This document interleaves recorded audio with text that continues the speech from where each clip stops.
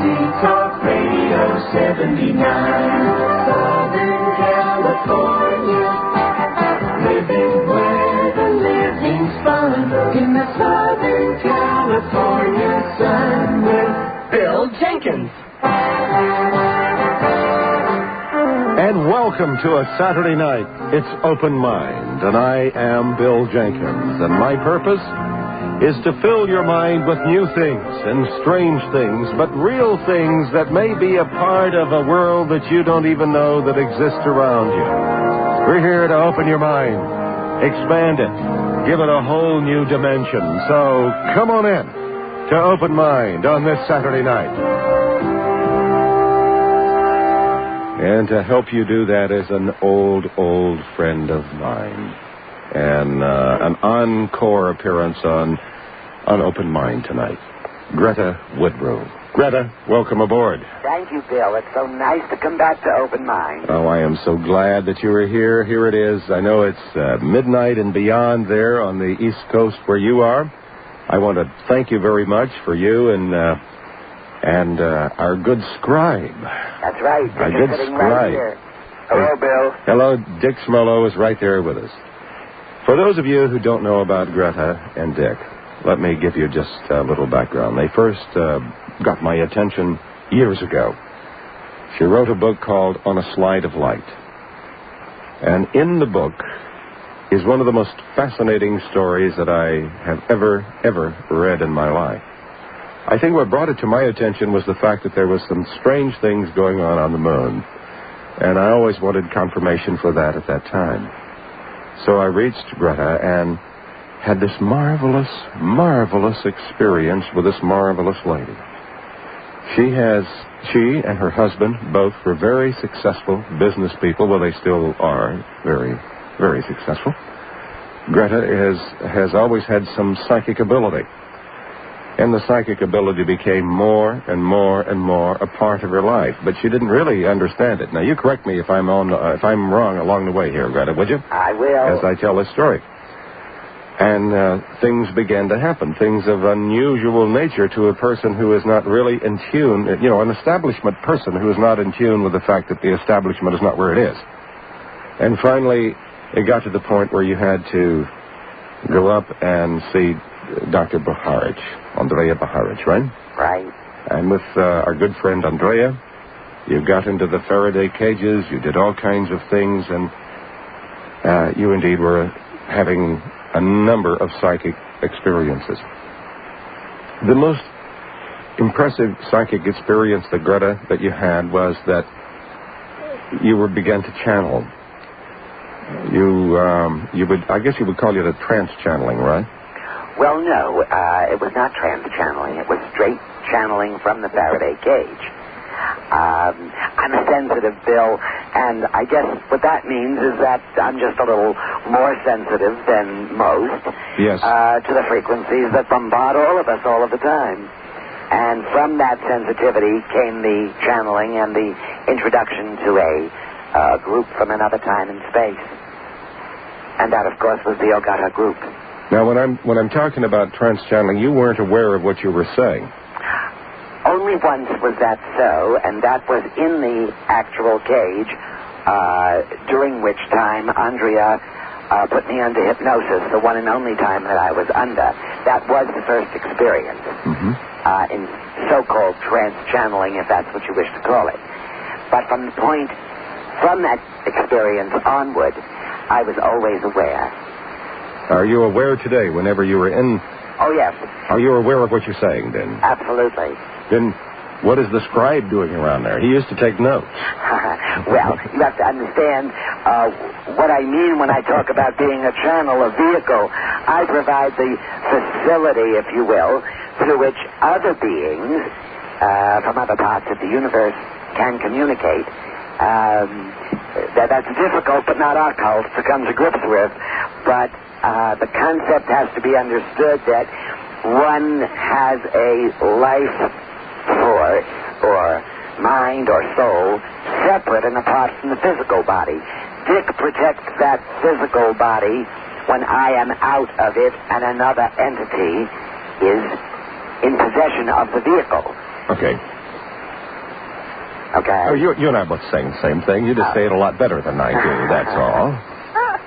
Bill, essentially you're dealing with energies, and any time you can give a boost to an energy, add another generator or add a cord to plug into an additional outlet, the energies flow more freely, and I think that's where I serve more of a purpose than is ascribed today.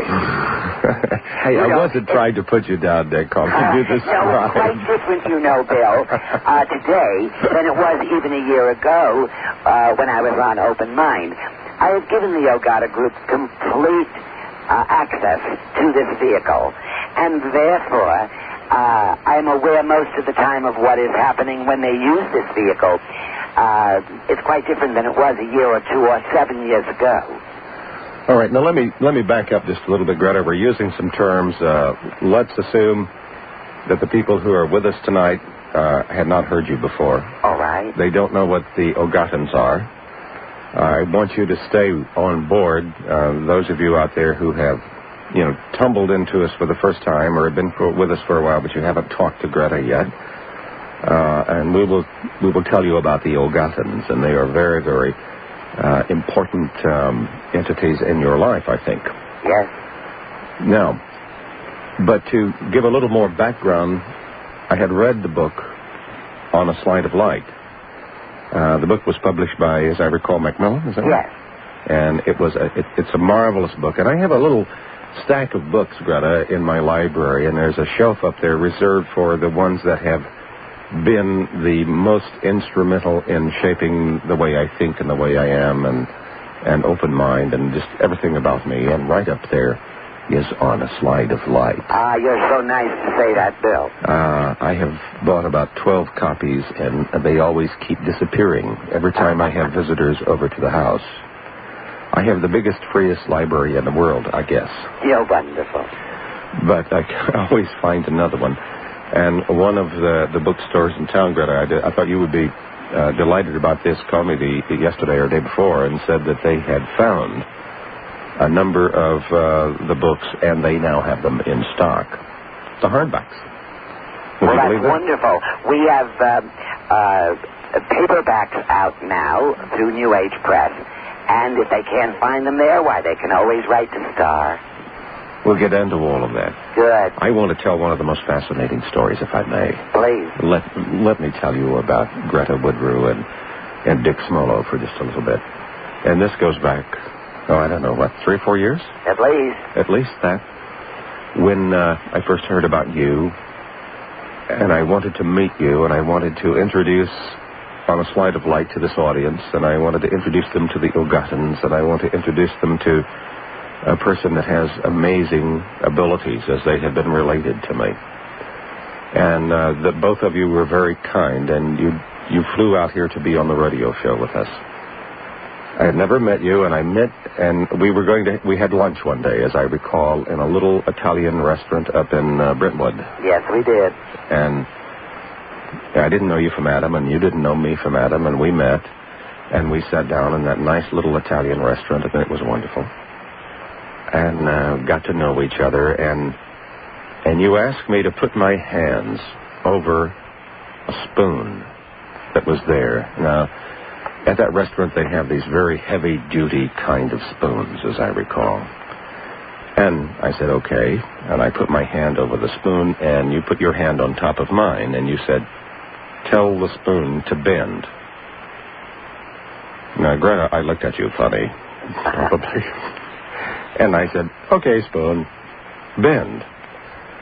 And you took your hand off my hand, and I took my hand off of the spoon, and the spoon was bending, and it continued to bend. And at the neck of the spoon where it was bending, smoke was coming from it. And I felt of it, and it was cold.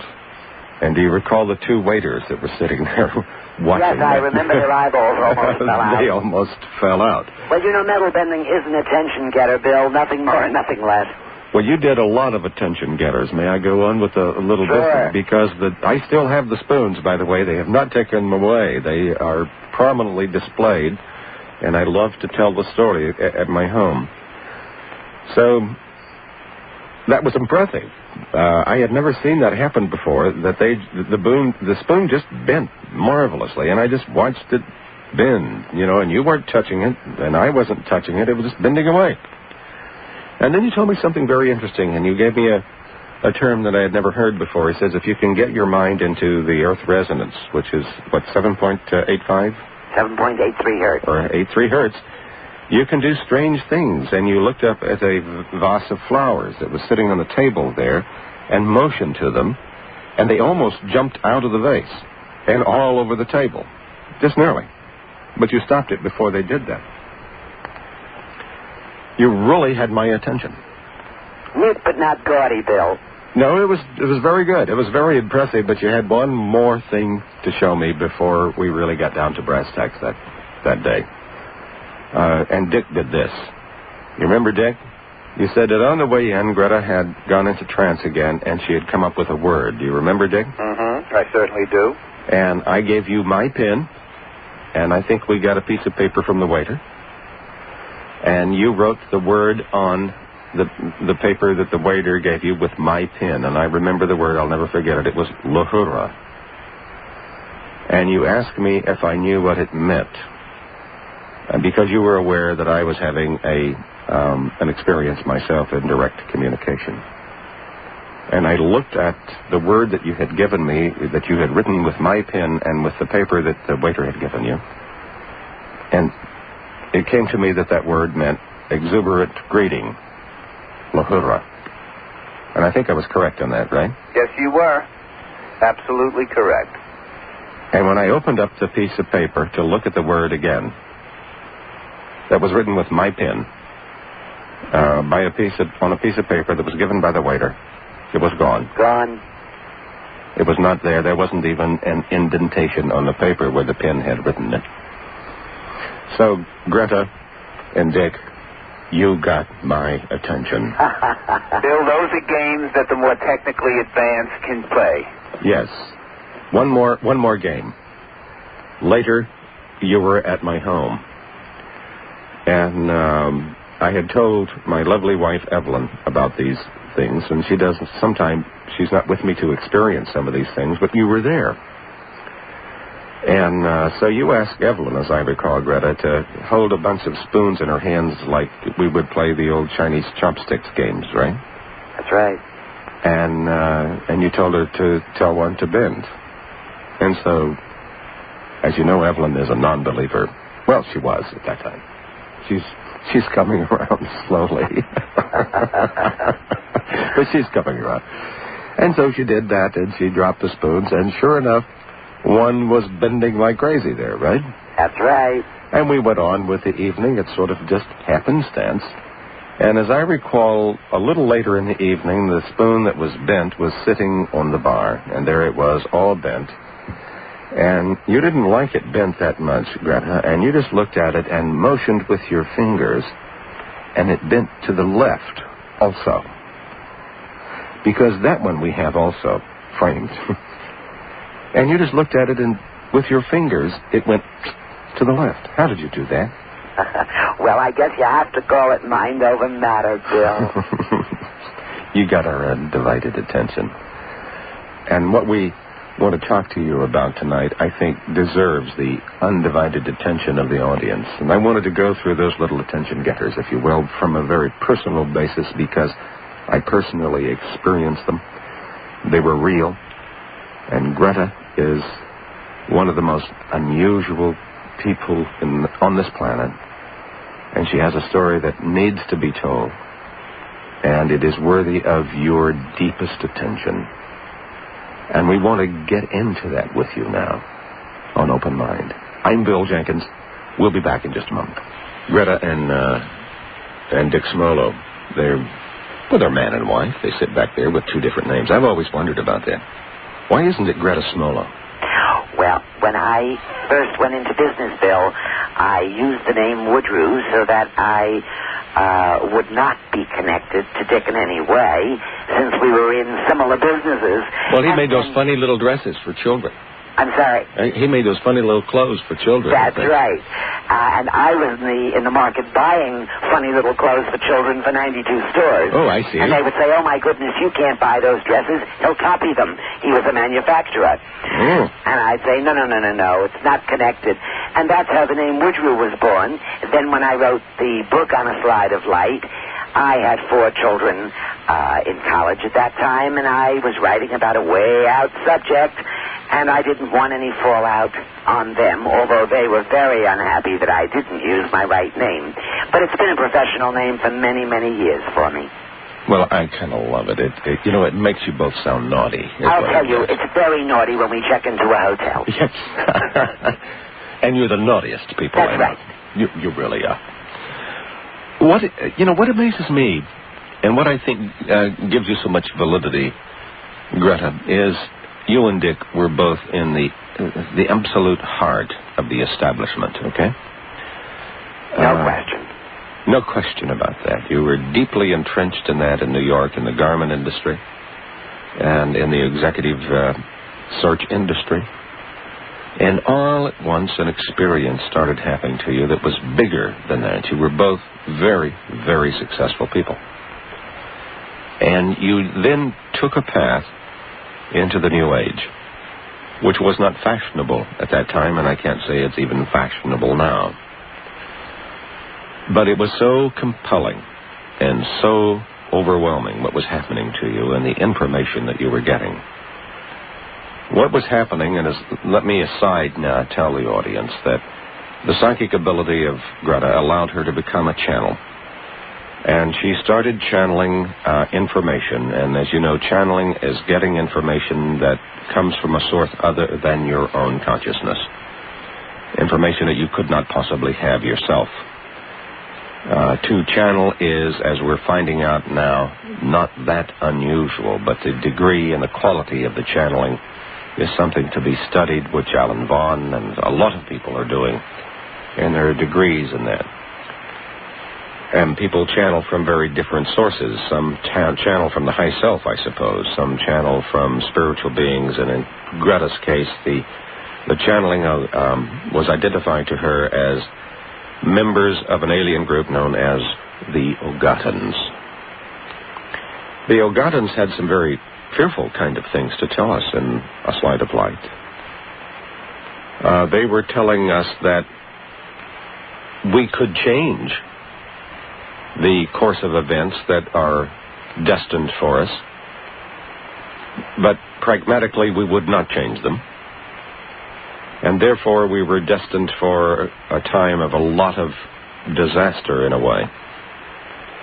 Well, let's say great adjustment. All right, great adjustment. I was going to paraphrase that just a little bit. We may look upon it as a disaster or a purging, but there would be great changes that would come over the earth. Not only in its geology, but also in, I think, the way man thinks.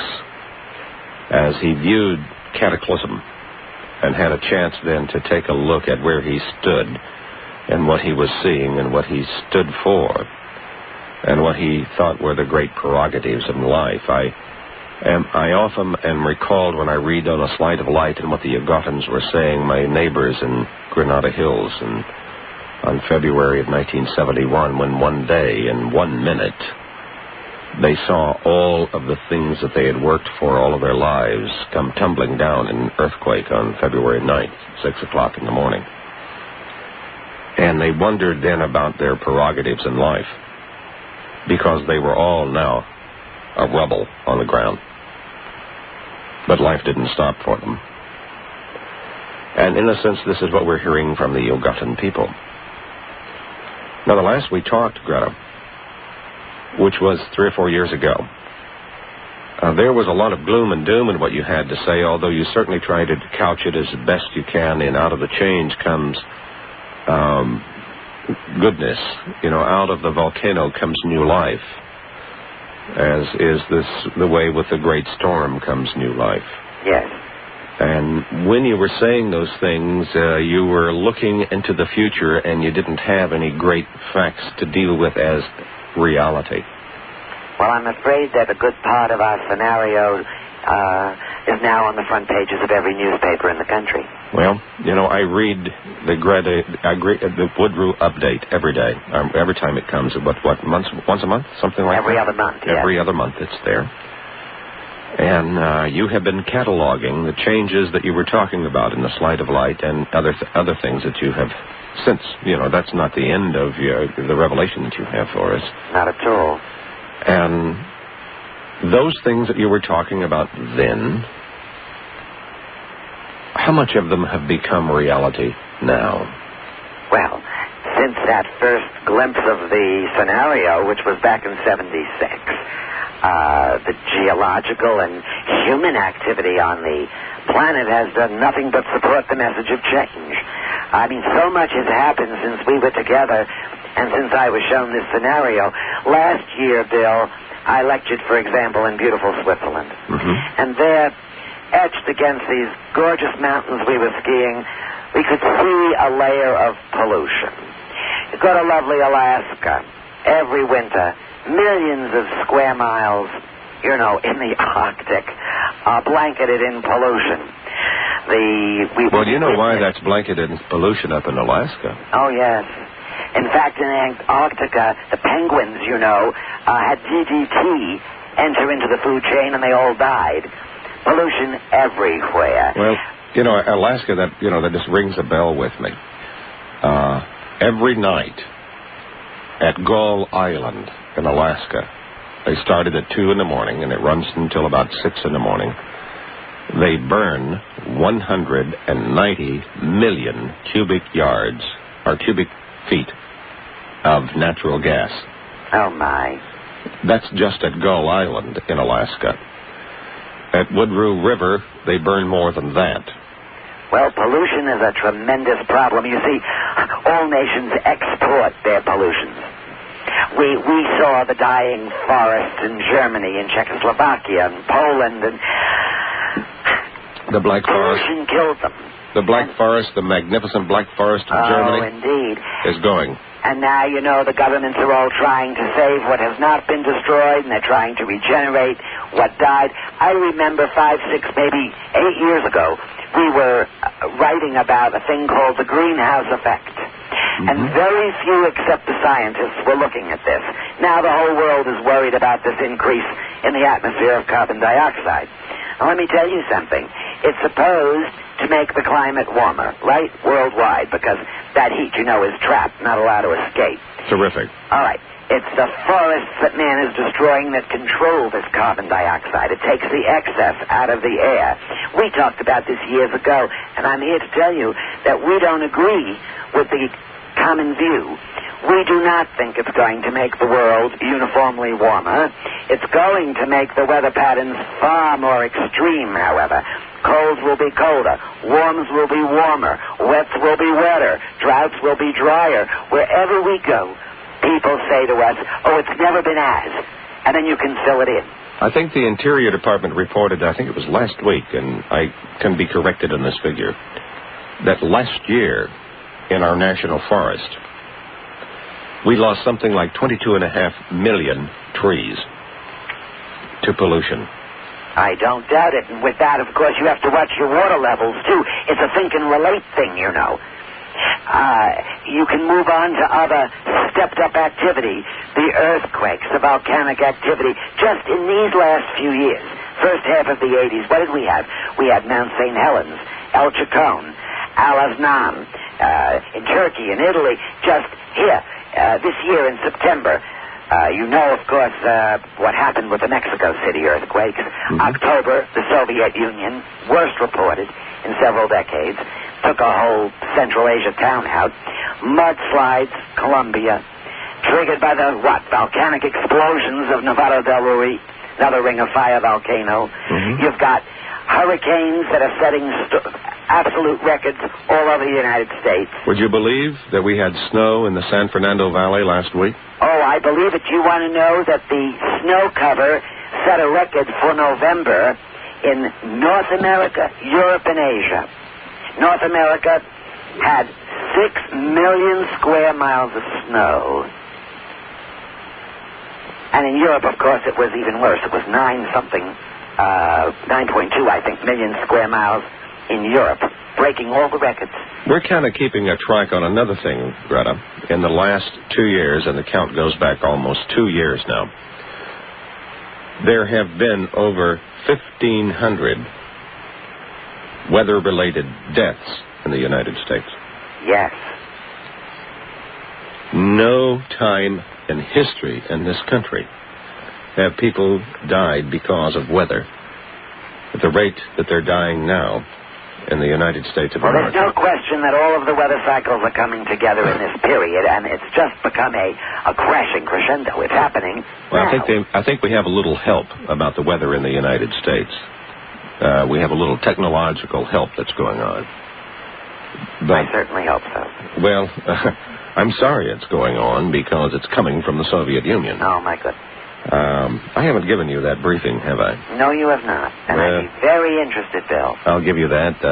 I gave it to the World in the Let's Talk magazine, and, of course, a couple of shows with a friend of yours and mine, Tom Bearden, on the air. That's the scenario of Tom. We're familiar with it, Bill. The crossed scalar beams. Well, yes. Mm-hmm.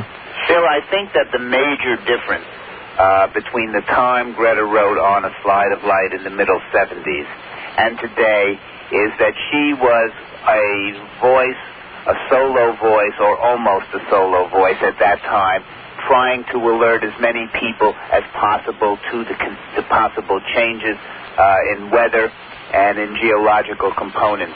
Today, the outfits like the Cox newspapers are running on their front pages 7 or 8 day studies of what the changes are. And everybody, all of your listeners, are familiar with the possibilities within their area and are aware of what is happening around the world.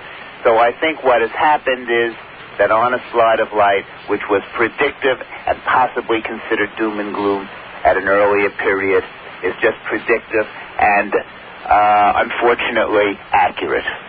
Well, that's the interesting thing, Dick, is that On a Slide of Light has been accurate to a fault.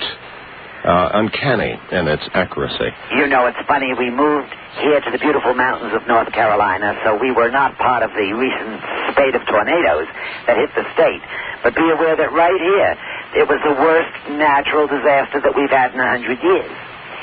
That group of tornadoes that hit.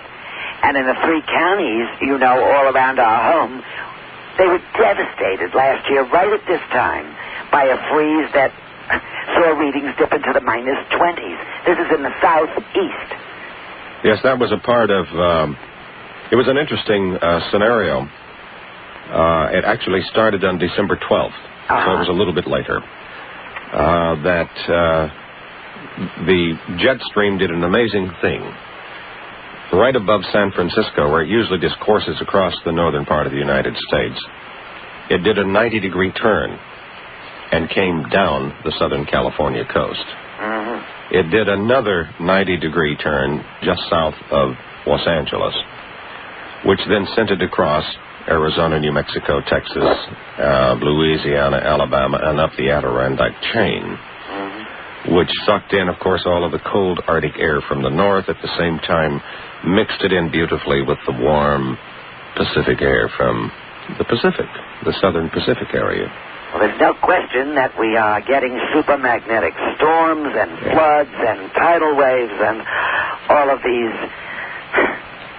terrible things. Of course, jet streams Mother Nature is no mother. She can be a tyrant. Well, Mother Nature didn't change those jet streams 90 degrees, Greta, is what I'm telling you. No, this is true. They had a lot of help from the hammer and sickle boys. Well, but nevertheless, maybe it's a part of the scenario. Well, the question is, what about man's role in the scenario? You know, there are still over 40 armed conflicts going on around the globe. 38, I think. 38 conflicts at last count. That's not counting the conflicts on Madison Avenue.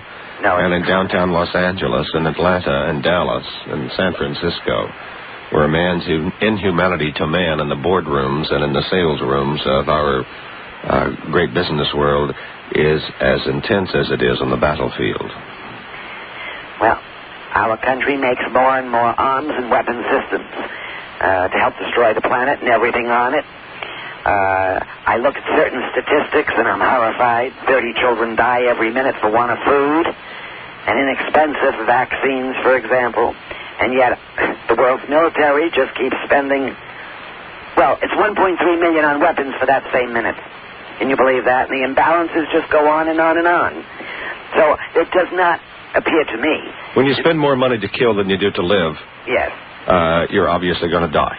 Well, that seems to be the way the scales are weighted, isn't it? Well, unfortunately, I don't see an all-out effort by everyone to rewrite this scenario. And so I'm afraid that I, 7-8 years later, have to very sadly agree with the latest word from the Ogata group that everything is right on target. We've gotten off track here a little bit. You've got to come out so we can sit and talk all day long. I know.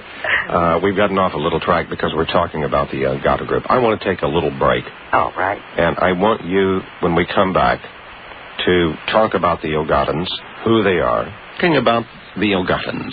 Who are the Ogatans, Greta? Well,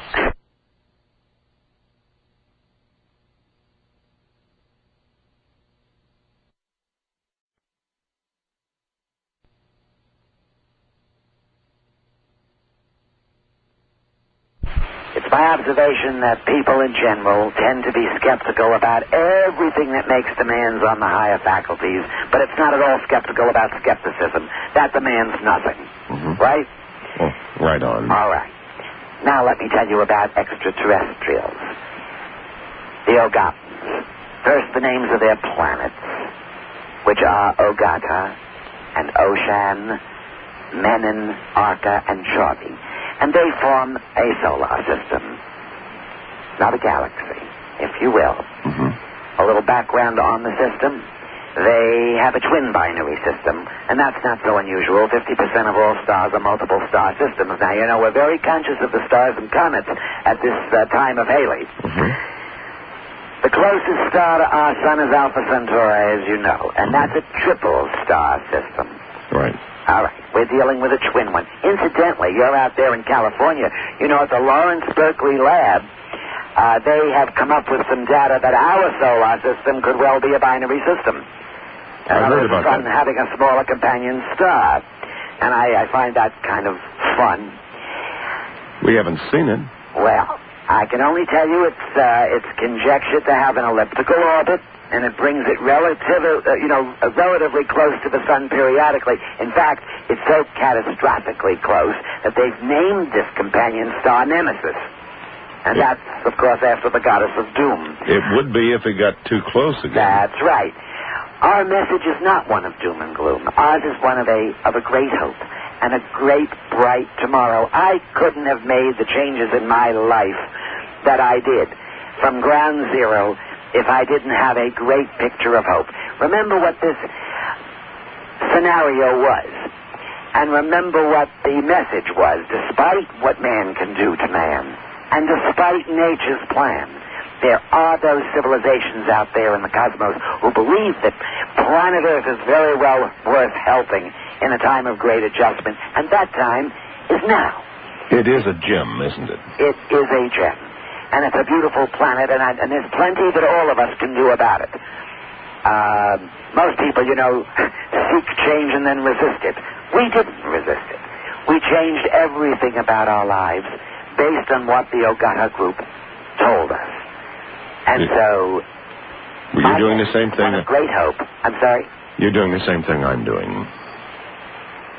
Changing everything about our lives. Well, I think most of us have to do that, Bill. Sorry to the ground. You can't do it on a national scope. You have to do it on a personal scope. Well, I think it's time to change thinking radically. Of course, while we change thinking, we have to acknowledge old habits do die hard. If this scenario comes to pass, as the Ogata group says it sadly will, then we simply have to dissolve a great number of all of the artificial barriers that separate us as a people. And I mean racial and political and religious, national or ideological. Dick and I often say to each other, we think we're in the advanced stages of our slow progress from the Stone Age to the New Age. We're in a cosmic countdown. And when the Ogata group talked to us about the survivors-to-be, the leaders-to-be, the architects of the future, we know that in order to get there, we've got to let go of old age thinking. And we have to simply anticipate some 21st century cosmic revelations without fear. Some days, Bill, it's easier than others.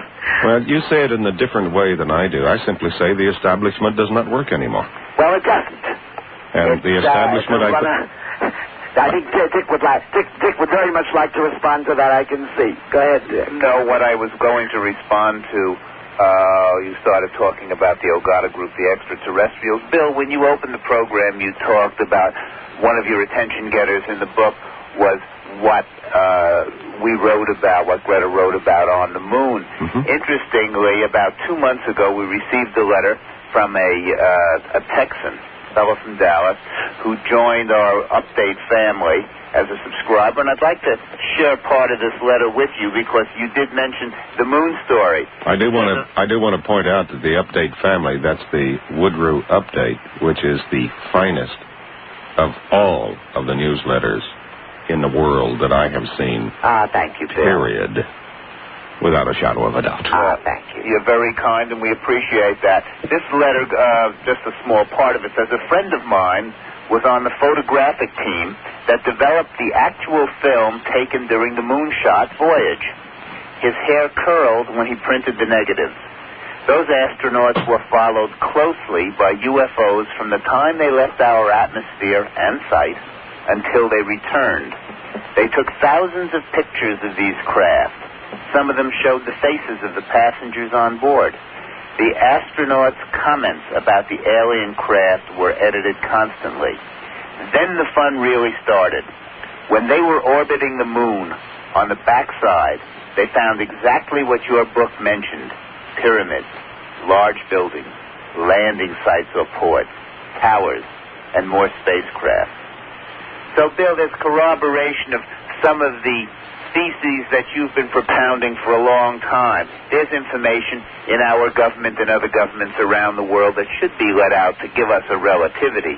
One of these days we're going to be able to produce the transcripts that came from the Apollo astronauts over the telemetry that monitored their heartbeat. Because that is where most of the information about the extraterrestrials and the craft on the moon and the rest of it was transmitted back to Houston, was on the medical telemetry systems, and that was scrambled.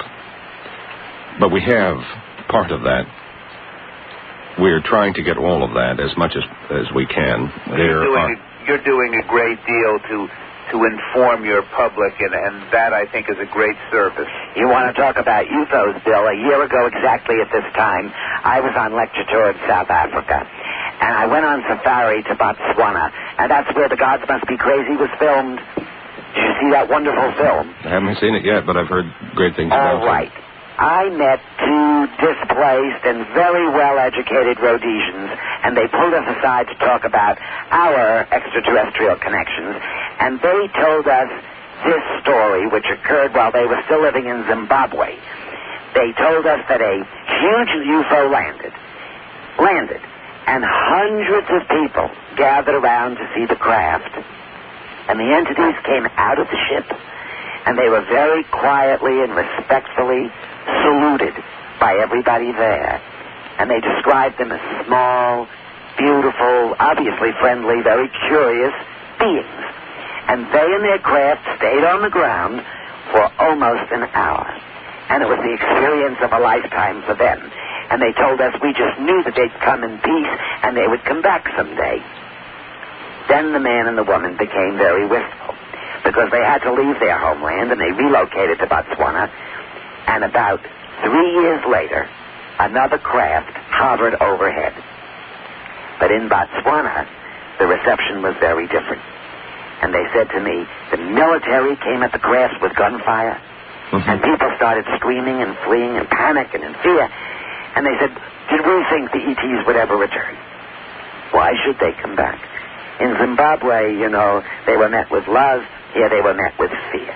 And they wanted us to ask the Ogata group about it.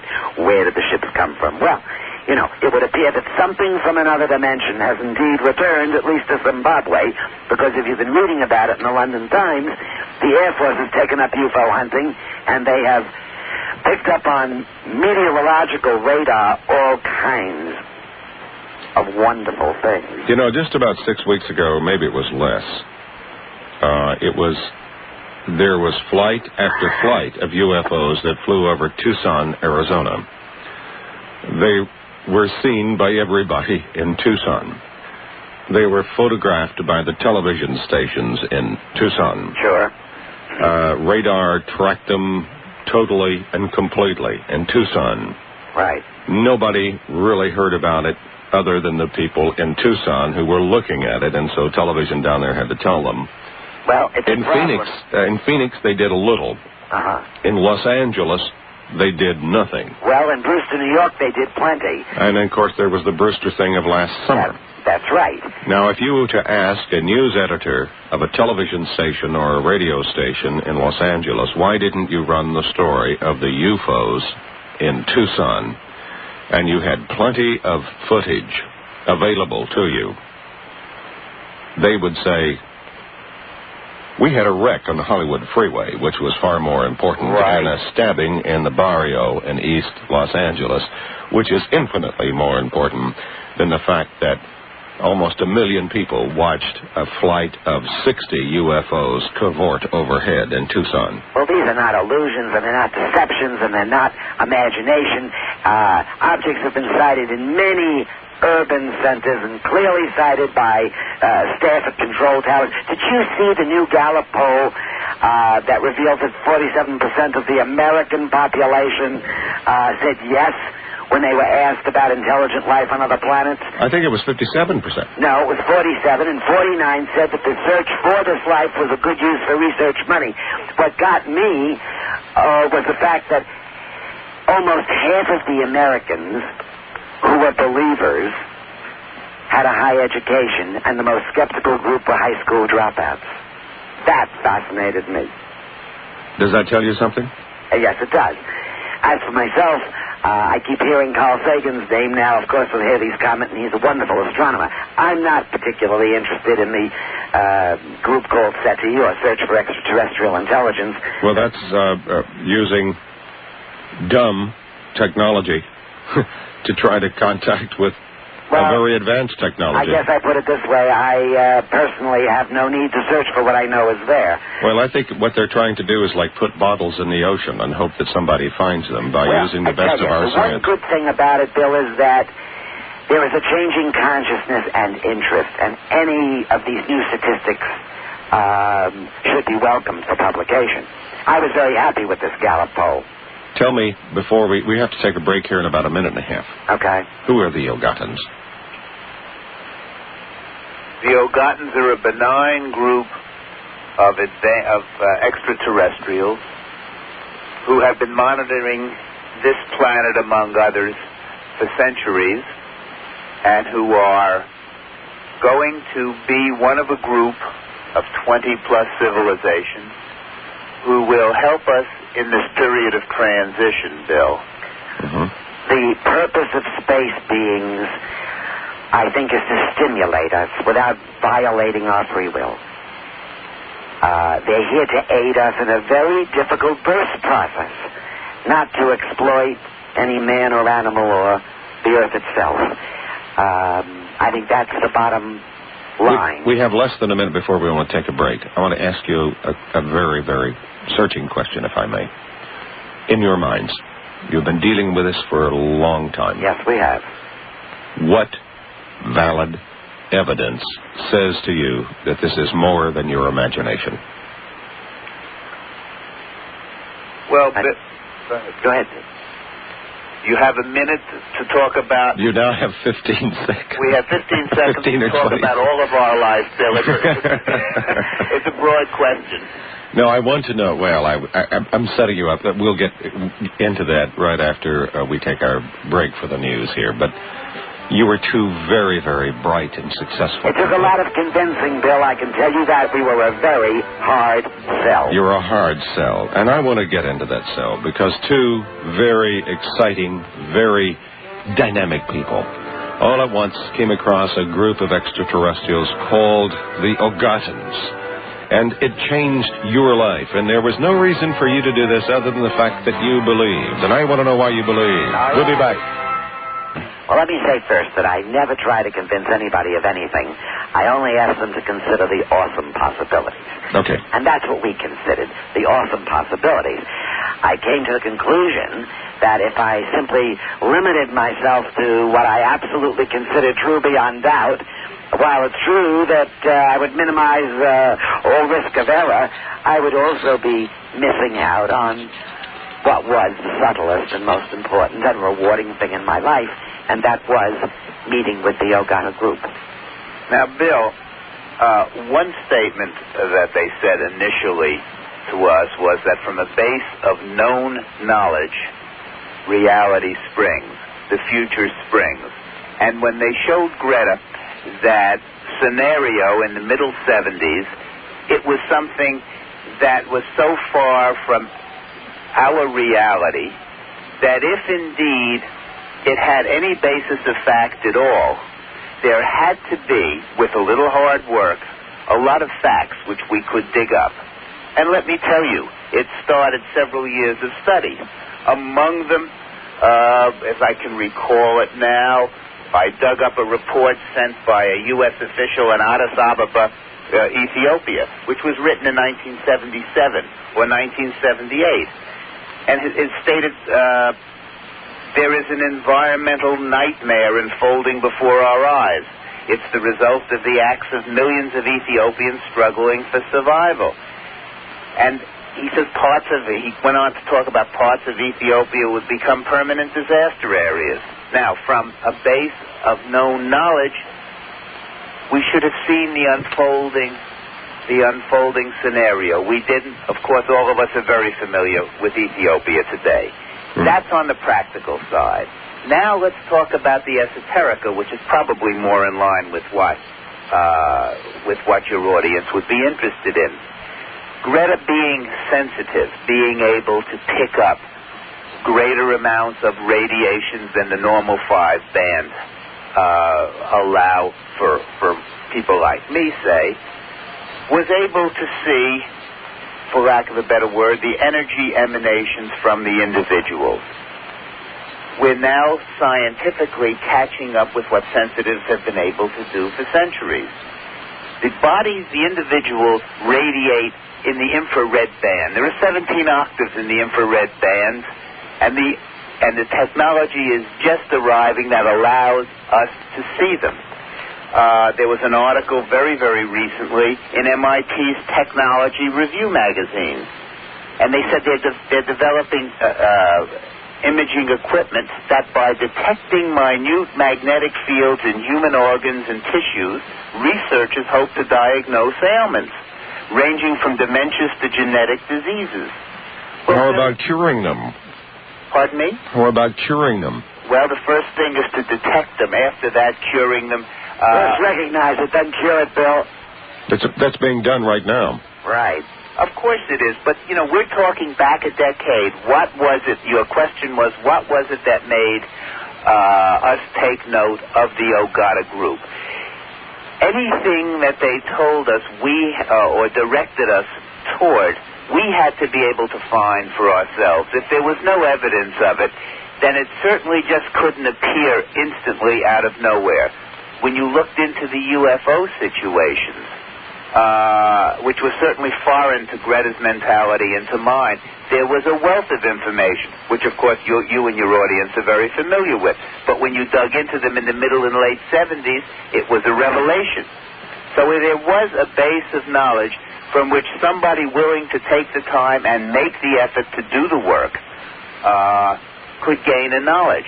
Now, if you look into quantum physics, you're now talking about an area which is so foreign to a reality in which we all live, where particles go forward or backward in time, where their longest-lived subatomic particles live for a millionth or a billionth of a second, and they are the constituents of every material substance we know. We're living in a world of energy, and all of these psi phenomena are just a matter of understanding the technology and how they work. Well, then what you're telling me, Dick, is, I wanted to get down to why your life and Greta's life was so radically altered. Greta was having a psychic experience in which she was channeling information which came through as it was related to you as from a group called the Ogatans, which were an alien group, very benign, very friendly, very pro what we are here, but with a lot of information for us about some troubles that we're going to have. And who was showing us in the process as a means of winning us over all kinds of advanced technology that we never dreamed on. Right. Never dreamed on. Materialization, dematerialization, teleportation. All of these things became part and parcel of our lives, Bill. And we decided that... But from your point of view, what I'm trying to establish is that, yes, you were getting channeled information from you, Greta. And that was, you didn't get any visitations from the Ogatans themselves. You didn't see their spaceships or them. But what you saw was a great deal of information. And over a period of time, that information proved to be unerringly accurate. That's correct.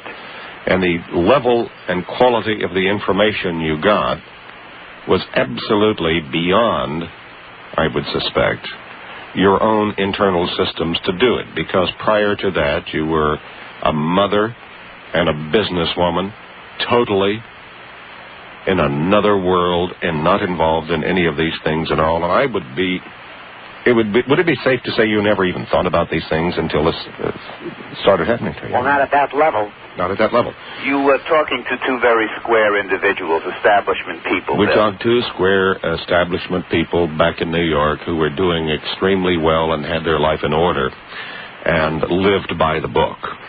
Bill, let me take you into a hypothesis at the moment because you asked the question and I want to carry it in a logical sequence for you.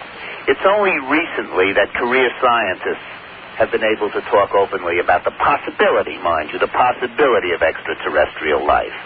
Openly, but privately, they talk about the absolute fact of it. Why they won't get on these microphones and talk about it, I don't know. Well, like Admiral Shepard was here on these microphones, not on this program, but on the other one. Well. And he looked me straight in the eye and he said, "It's not true, Bill."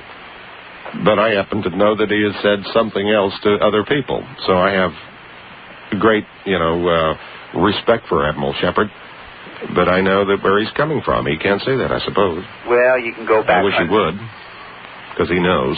Mm-hmm. You can go back 100, 150 years to the great Isaac Newton, or 300 years, when they had the tercentenary in 1947. John Maynard Keynes, the great economist, got up. I don't think he was so great. Well, he's renowned, let's put it that way. Economists isolate themselves from reality too often and think that their theories will work in a vacuum, and we know better than that. But he talked about Newton, and he made the statement his deepest instincts were occult, esoteric, semantic, with a profound shrinking from the world. And then another person got up to eulogize him, a professor from Columbia University, and said his method of discovery was that of a medium coming out of a trance, with himself astounded by the startling nature of his own theories. So it's not just something that has occurred. It's something that's been going on and has been kept quiet for fear of ridicule. Certainly so much more could be done by Newton without bringing in a subject beyond the ability to verify it. And, of course, Thomas Edison was the same kind. He was a champion of the occult and psychic causes. And so was Nikola Tesla. Oh, Nikola Tesla was the greatest champion. He was 100 years before his time, Bill. Well, he just ran afoul with J.P. Morgan, that's all. Well, he wanted to give away what Morgan wanted to sell. That's the material world. He wanted to give away energy. That's correct. He solved an energy problem before the world was aware that there was one. In 1901, he could have given us free energy. In 1901, J.P. Morgan stopped it, and we can thank J.P. Morgan for World War I and World War II and the Great Depression. And thank you, Mr. Morgan. Well, I think that's a very provable thing. I don't mind saying it. Well, don't get me on that soapbox. I'll go back to your question. What the Ogata Group did for us was have us commit, in their words, to trumpet the voice and scribe the pen on the subject of change and on transition and allay the fear. And, of course, fear is a killer. And we took that on. We took it on through the book. We take it on through the update, and we believe in what they tell us because everything they have told us so far is right on target. We have changed our lives. Well, what impresses me, Greta, if I can interrupt you there for just a second, because I know that my phone lines are getting busy here, and I know they want to talk to you, is that this great change happened to you. Yes. You got this information in a very unusual way. That's correct. I'm sure that you went through those moments of my going dingy, schizo, and whatever. Oh, I thought I was a schizophrenic. You and sure then they would come in and they would say, see that grand piano? I'd say, yes. They'd say, look again, and it would be gone. And they'd laugh and say, can you do that? And I'd say, no. And they'd say, so much for your schizophrenia. And you took this information to a dear friend of mine, Dr. Andrea Pahari. That's correct. Who has been a I guest. only worked with Andrea for a year. Yeah. And that was probably the key year in my life. And Andrea, of course, is one of the great minds in this world. Yes, he is. He is a genius without in a doubt. his own right. And way before his time.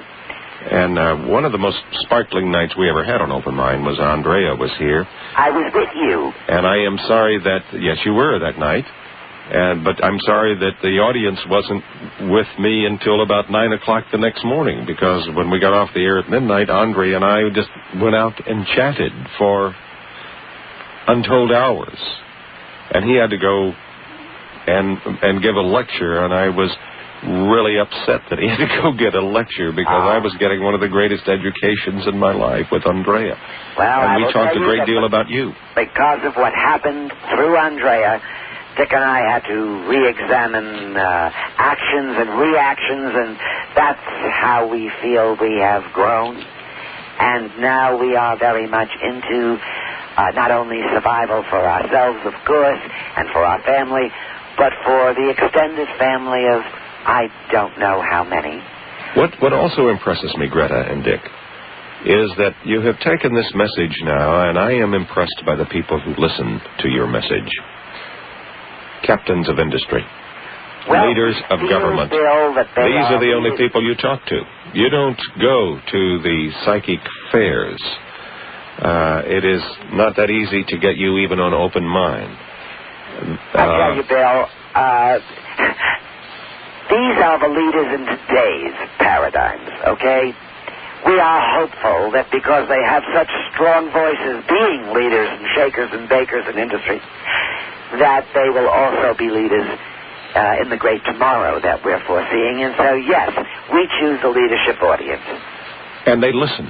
And they do indeed listen. All over the world they listen. The captains of industry, the leaders in government, are generally the people who listen to what you have to say. Well, I was fascinated to get an invitation to speak at the American Stock Exchange. You can't get into more status quo people than that, now can you? Now, you know, these are all brilliant people, you know. And they realize that what you're saying, there is a very strong ring of reality to it. And we have to take it away. And that's what I enjoy talking to you about, and that's what I enjoy about the Woodrew update, is that we take it out of the mysticism and the cultism that happens with the UFO phenomenon, and we put it now on the front pages, and we put it now in the science of the times, and we put it into the paradigms that are existing and working. And you have the people from the stock exchange listening, and you have the people from government listening to you. And I'm delighted that you're sharing some of this information with us tonight. Because we're not the stock exchange and we're not government leaders. We're just a bunch of folks out here in L.A. Oh, the Californians are wonderful. And how nice to have you aboard. Are you ready to talk to them out there? I certainly am. So we're talking to Greta Woodrew and Dick Smolo, two of the most courageous people I know. They've had an experience with an alien group. They make no bones about it. The information that they have received from the alien group has been unerringly correct. They have the ear of the captains of industry and government the world over. And you have their ear now, and it's your chance to talk to them. I'm Bill Jenkins. It's Open Mind, the Lion. Hello, Joyce. Yeah, hi, Welcome Bill. aboard. How are you? Fine, thanks. You have a very interesting show. Thank you. I'm a first-time caller, and I'm very nervous. Where have you been? Well, I listen to you all the time. You're really interesting. I would like to ask Greta, I was reading in a tabloid about a UFO armada planning to invade the Earth. Okay. If she knows anything about that. I'm happy to tell you, Joyce, that I do not. Oh, that's I'm good. happy to tell you that the 24-plus civilizations that work with the Ogata group give you a great promise of help, a benign approach. We do not buy this negative forces business that we read so much about. The Ogata group call their spacecraft the Gatai. They talk about the coming of the Gatai. I have no communication or information on any armadas coming in with negative ideas. They had a huge armada in northern Italy over a town called Pavia. Joyce, I want you to think for just a second. First of all, why would any civilization advanced enough to get here from someplace else want to invade this snake pit? I agree. Number one, I mean, for what reason? That would be like the United States Army going out and invading the Everglades. I mean, for what reason? There's no reason for it. Because we do kind of live in a snake pit. So, that's out. Absolutely. Number two, your source is a tabloid. Those people are not necessarily interested in disseminating information that is accurate. They're interested in education. Whenever you buy one of those, you've got to know you're just going to be entertained. That's it. And they're going to tell you all kinds of marvelous, funny stories or amazing stories. And you understand that you're buying that story just for entertainment and certainly not for information of any value. Understand also, Joyce, if you will, that a higher evolution will never violate your free will. That's not their purpose. Not at all. They're here to aid you, not to hinder you in any way. As far as the Ogata group goes, they give direction.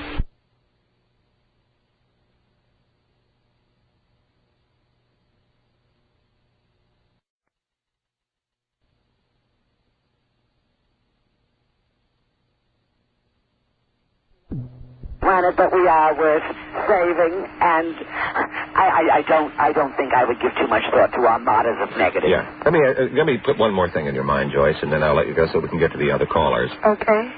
You know where we come from, and we have a thing called NASA. And we have some very, very limited and primitive space capability. Let's just go in our minds. Let's go ahead about 20 years or 30 years, where perhaps we could go to another planet. Now, can you see NASA or the government of the United States, for instance, wanting to invade that planet? No, of course not. Why? We may want to interface with it if we see, that life is down there. And let's say that it's life down there that's like it was 1,000 years ago in the Middle Ages or something. Our intent then would be to help it, I suppose, if we could. But we certainly wouldn't want to interfere with it and create problems because of our presence. We'd probably sit and watch for it a while. And that's what happens here. They want to... Who would want to run this planet? Just the bankers, that's all. But do you think they're doing a very good job, Bill? Huh? And they're not doing a very good job. Oh, they're doing a horrible job. They've ruined it, and they're out of it. There's a whole new age, a whole subculture that's moving up around them, and they know that their time is up. Absolutely. All right, Joyce, does that help you? I hope we answered you. Yeah, it does. Remember, you read the tabloids for entertainment, not for information. But it said Dr. Alan Hynek, and he's pretty, well known. Let me just tell you, dear, that Dr. Alan Hynek has never seen a UFO. That's true. He has been on this program on a number of occasions. By the fact that he has not, but he has never seen a UFO. He also spent 20 years debunking UFOs when he was working on Project Blue Book for the United States Air Force. But then he changed his mind. Changed his mind, did a 360-degree turn, but has never seen one. So take that with a grain of salt. And not only that, Dr. Hynek, who has privied information, has never seen a UFO do anything other than something benign or defensive. That's true. He's a friend of ours, and he has not seen one. Oh, okay. Well, you have a really interesting show, Bill. Well, thank you very much. It's more interesting because you're listening. Okay, Joyce? Okay, good night. All right. Good night. And we have Vicki. Hi, Vicki. Yes, hello, Bill. How are you? I'd like to ask Greta a question. Mm-hmm. Well, Greta, about the Ogatans, what do they think about our civilization compared to the others that they know? As I said before, they put us on an evolutionary scale of 2. You have to understand we're very, very young technologically. Yes. We're a baby. All of our technology is less than 100 years old. So from that standpoint, we're just babes. If you were to look at our planet, you might call us a warring planet, might you not? Mm-hmm. No, you can with all confidence. And now we're investigating space. It's a small wonder that more highly evolved groups are looking closely at why we are in space and where. Mm-hmm. As for the Ogata group, they view us very kindly. Oh, that's wonderful. And they wish to be helpful. And, Greg, can I just say one more thing? When I was thinking, when you first mentioned the Ogatans, yes. the Ogatans, this word came into my mind, Sharu. Does that mean anything to you? I'm afraid not. But that doesn't matter. It could mean something in the cosmos. Oh. And could I ask, what is your address for the Woodrew?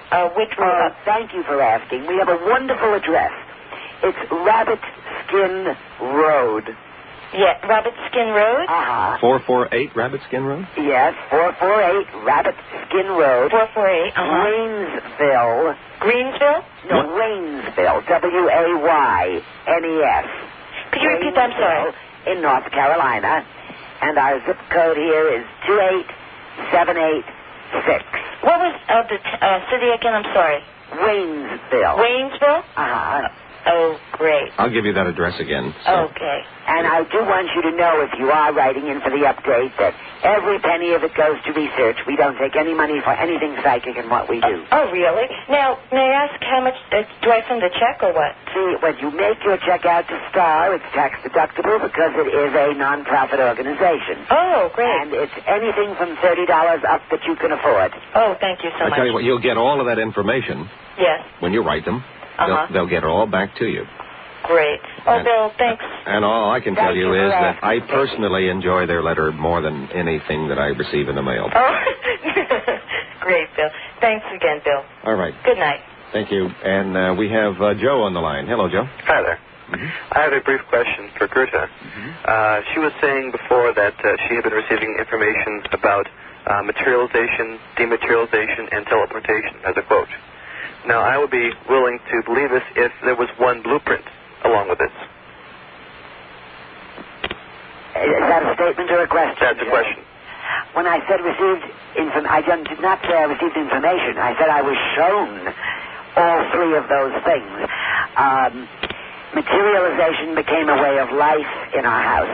Things would appear and disappear in front of many people. Teleportation, as you know, is when here you see it, it's gone, and it appears somewhere else. I myself was dematerialized in front of my son and my husband. These were ways that the Ogata group, I guess, converted us to believing totally in them as a group. The question, of course, is if you are being teleported and materialized in front of, say, two family members, why not in front of, say, a press conference? Well, Joe. Greta is not in control of these psychic phenomena. They are a technology which hopefully the planet, our scientists, will attain within a reasonably short period. But it's only a technology, and it requires our understanding the gravitational waves, which we have yet to be able to measure, to be able to detect. It's part of the unified field, and it's part of the energy speed-ups, which they do control in moving their craft as well as any other objects. It's the same field effects that we are approaching and that Einstein spoke about in his unified field theory, but which we're missing one link. Well, that's all very interesting. The problem is it doesn't speak to the point of my question, which is simply this. If I say there are green pelicans at the North Pole, it is incumbent upon me to prove beyond a shadow of a doubt that there are indeed pelicans at the North Pole. If you are saying there is teleportation that you have accomplished and materialization, it is therefore incumbent upon you to demonstrate this in some fashion before scientists or others. Only if you seek to change people's mind and prove it in a scientific way. Tell me why it's throwing out possibilities to you. Tell me why it's incumbent upon anything. Joe, for instance, if I were teleported across the room or across the street, I don't feel that it's incumbent upon me then to get into the physics and dynamics of how that happened. I happen to know that happened. Plus the fact if I have witnesses that saw it happen, it happened. The fact that you do it in front of a press corps doesn't mean a damn thing. You got to know the press corps like I do. Yeah. Means nothing. You are correct in one respect. You do not have to prove it. That's right. Except once you go on national talk shows and you say, I have done this, then all of a sudden it does become incumbent upon you not to investigate it, but to demonstrate it again. You have done it, and it's another thing to say it was done to you. Well, isn't this not like control of it? I probably still would never go, as Bill suggests, in front of a press corps. Our objective is not to get to the press. Okay. That doesn't really accomplish a lot of things. No, it doesn't. What brings to my mind is the Billy Myers story. Now, here were photographs, here were movies, here were rock and mineral samples. The rock and mineral samples particularly were investigated thoroughly at IBM by Dr. Marcel Vogel. And out of that laboratory said that these were mineral samples and alloy samples that were beyond the ability of our technology to make. The photographs and the movies of the spacecraft involved in this particular case, those actions and those movements could not have been made by models, and there was no goings-on with trick photography. But the press corps, because it is beyond their reality box, says it's a hoax, because, the press corps are all instant physicists. You know that. The greatest physicists of our time are at the assignment desk at the press. You know, Bill, you go through certain stages. I think it behooves you to give yourself to science for just so long, and I did. I was tested in labs and so forth. But there comes a time when you cannot continue to just do repetitive things again and again for the sake of repetition. And that's what science is about. It must be repetitive. Well, things in parapsychology are not always on command, and they're not always repetitive. I agree. Another thing, Joe, is with Greta. For instance, I have seen with my own eyes, and I will show them to you, the metal bending things. And not only just bending, Greta, you even shrink spoons. 25%. Now, of course, on bending spoons, Uri Geller used to do that as part of his act. Uri used I've held a key in my hands, and Uri looked at it, and it melted. I mean, just bent like it was made out of wax. Well, right here on the air at this radio station. So that actually happened, and it was in my hands, Joe. It wasn't a trick. It actually happened. Those bent spoons that Greta has, that I have in my possession that are framed, it wasn't a trick. They just happened. The shrunk spoons, a spoon shrinking 25%, Joe, that is a fact of life. I would like to say one thing to you, Joe. It might make you feel a little better. A good friend of mine was Buckminster Fuller. I have wonderful mail from him when he was trying at a cerebral level, which I think is important, to help me unlock the mystery of materialization and dematerialization.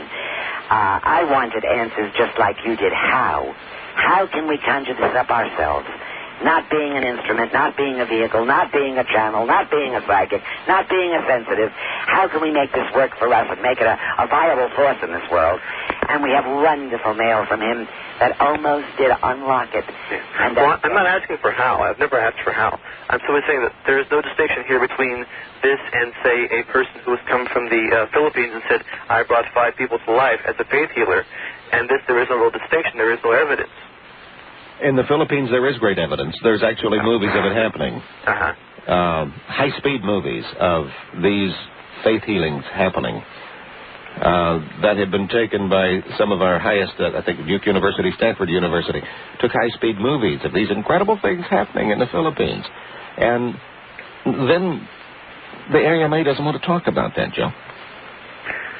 Well, we have this great syndrome in the United States that if it's so, the government will tell us. I think it goes back to really a marvelous motion picture, The Day the Earth Stood Still, where the flying saucer appeared in Washington. Now, that's what everybody wants to happen, that it would appear right there on the White House lawn, and the president would go out there and converge with... and reported it, didn't he, Bill? Yeah. And, of course, in that movie also we noticed the tanks and the guns were there. But that's not going to happen. That's got our heads in the sand. That's not the way the world works. We think that those people who are aliens should think the way we think. They think at a level beyond ours because we're primitive. Remember it, Joe. Well, why wouldn't they come to Washington? And get their ship destroyed? Do you know what would happen if a flying saucer landed on the mall in Washington? It would be instantly knocked out. Are you kidding? Assuming it didn't have technology to defend itself. Would you land yours there? If I knew that a center of power on any given planet was located in a certain area, I would, of course, go there knowing I could defend myself. The Egyptians... Whenever you know that the Air Force right now has a standing order to shoot down anyone they see, would you want to get anywhere near where they are? Well, let me put it this way. The English Army and Navy had no problem whatsoever walking into the powers of the corridors of power of the Indians and others and knocking them right out of the water or defending themselves from attack for quite a long time. Any superior technology that confronts a lesser technology... Talk to General Custer about how superior his technology was. You're also outnumbered, and it wasn't that superior in that condition. But, an envoy would have some kind of defensive technique. But why should they even go through the trouble? Why should they go through the trouble talking to one woman and showing her things that can't be replicated? Because the communication can be established. Well, okay, I won't pursue any further, but I will pass on. There's an old joke about flying saucers called buzzards that would come down, pick the person least likely to be believed, buzz them, make plain noises, and go off, knowing they'd never be believed, just for a laugh. And I wonder if we're doing something like that here. Well, I tell you, we've had it on this show before, and I'll send you copies if you will ask me for it. A memorandum from Douglas MacArthur. Another memorandum from George C. Marshall, who was the chief of staff of the United States Armed Forces, and you know who Douglas MacArthur was. Oh, yes. These two men talking openly and clearly about the UFO problem. Now, that isn't an old man picking buzzards. Those were two of the most important people of their time. I will also give you a definition and a total description of a UFO encounter by James Earl Carter. Okay, I'll make a deal with you. Who was the President of the United States. Okay, I'll deal with it then. All right. And in exchange for that, I will send you... I met you regular. I worked with him a couple of times. I will send you a brief on how you, too, can bend spoons.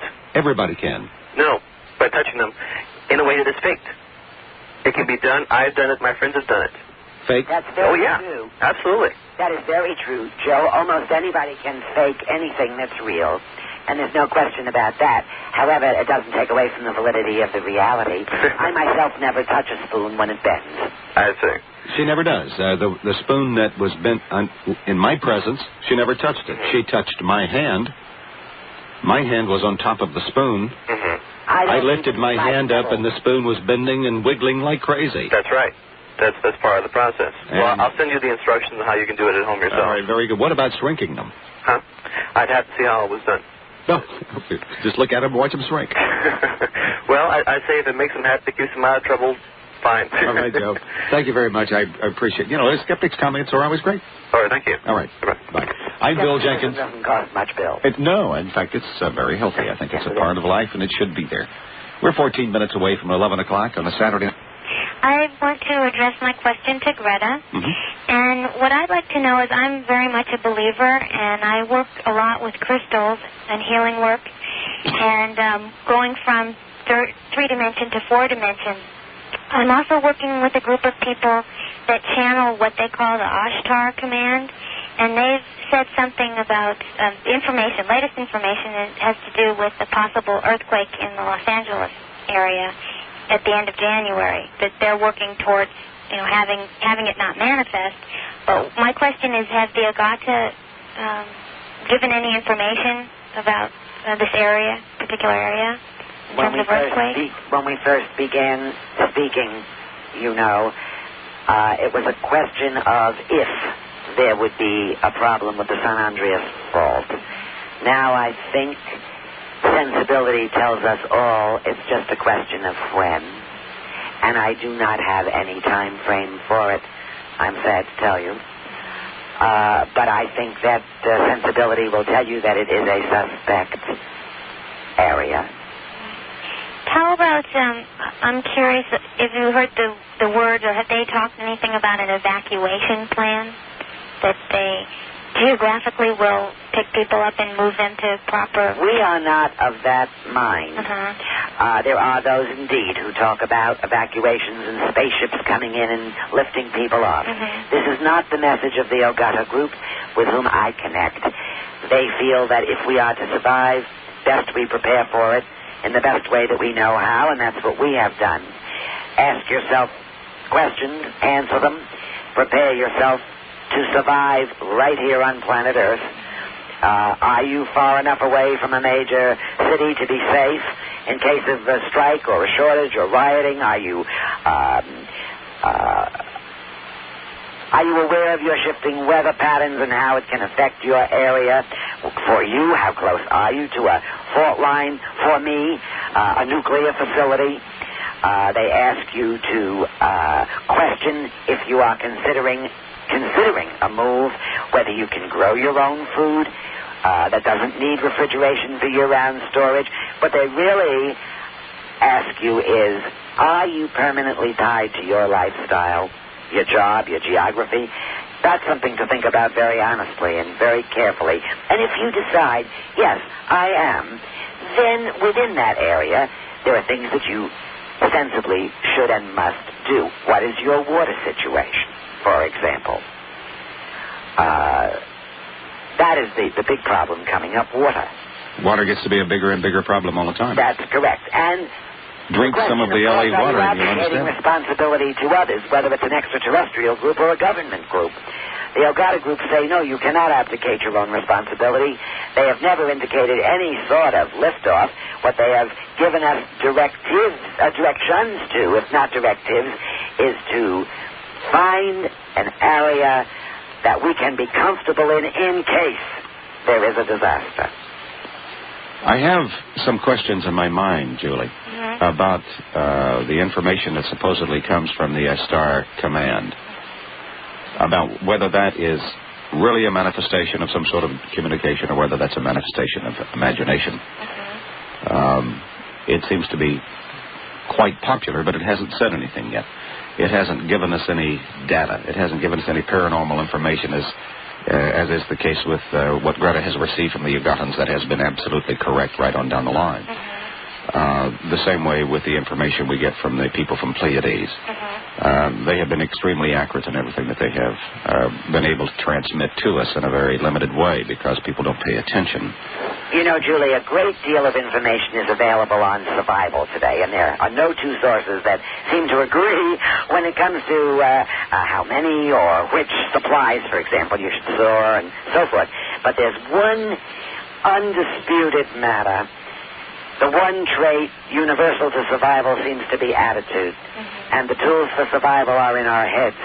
And without the right attitude, there are no tools that can save you and no spaceships that can save you. I think it's a matter of coming to grips with what you really believe. And it goes back to this business of what is your lifestyle, how fond of it are you, and how willing are you to shake it up?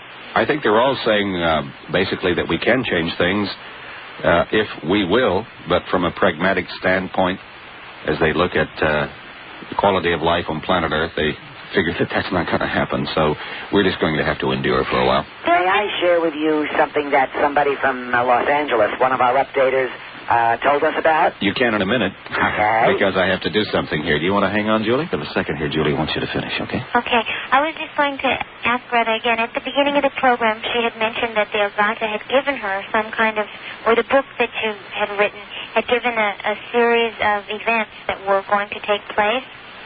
So I'm wondering, okay, after the disasters take place, what is the scenario that they've given you? Hey, you know what, Julie? Yeah. That's a very good question. And do you want to answer that, Greta?